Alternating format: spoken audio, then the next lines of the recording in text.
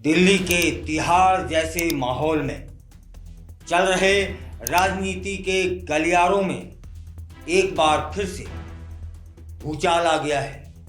खबर कुछ ऐसी है जो सीधे दिल्ली से होते हुए पूरे प्रदेश में चर्चा का कारण बन चुकी है और अब ग्वालियर के चाय ठेलों से लेकर सरकारी गलियारों तक इसकी गूंज है। राजधानी दिल्ली में हजारों करोड़ के अस्पताल घोटाले का मामला अब आम आदमी पार्टी के दो दिग्गज नेताओं तक जा पहुंचा है, सौरभ भारद्वाज और सत्येंद्र जैन तक। ग्वालियर की भाषा में कहें तो गोटा झोंका गया है और इस बार निशाना साधा गया है खुद पूर्व मुख्यमंत्री अरविंद केजरीवाल के सबसे भरोसेमंद खिलाड़ियों पर। दरअसल दिल्ली की एंटी करप्शन ब्रांच को अब इन दोनों के खिलाफ सीधे तौर पर जांच करने की इजाजत मिल चुकी है। इस घोटाले की पूरी कहानी पर एक नजर डालते हैं। मामला शुरू हुआ 2018-19 में। अब दिल्ली सरकार ने 24 अस्पताल प्रोजेक्ट के लिए 5,590 करोड़ की भारी भरकम रकम मंजूर की थी तब, और इसमें 11 ग्रीनफील्ड और 13 ब्राउनफील्ड अस्पताल शामिल थे। पर काम की रफ्तार इतनी सुस्त निकली कि कई साल बीत गए और आधे से भी कम काम पूरा हो पाया। ऊपर से लागत बढ़ते बढ़ते 3 गुना हो गई।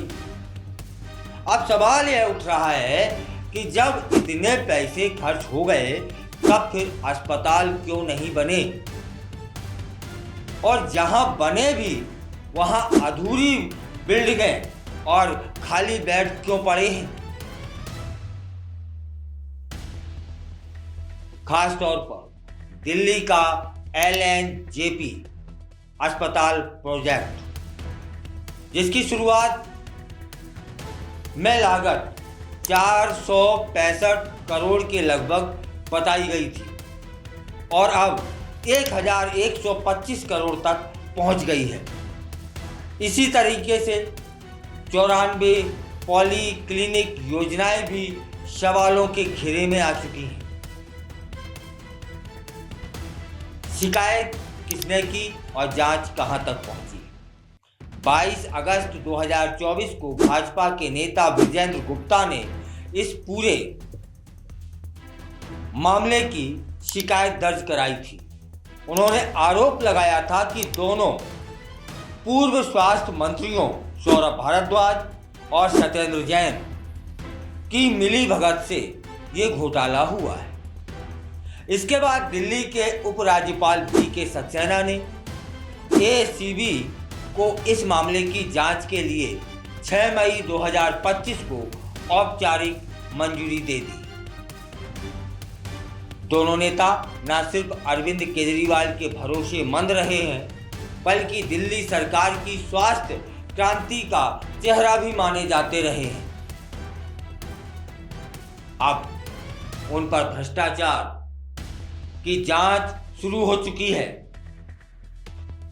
तब फिर यह आम आदमी पार्टी के लिए बड़ी सियासी मुसीबत बन सकता है। राजनीति में भरोसा महंगा पड़ जाए तो मामला सीधे ACB के दरवाजे तक पहुंच जाता है। अब देखने वाली बात यह होगी कि ACB की जांच में क्या हकीकत निकल कर आती है। क्या यह मामला सिर्फ सियासी हमला है या फिर सचमुच बड़ी कोई साजिश?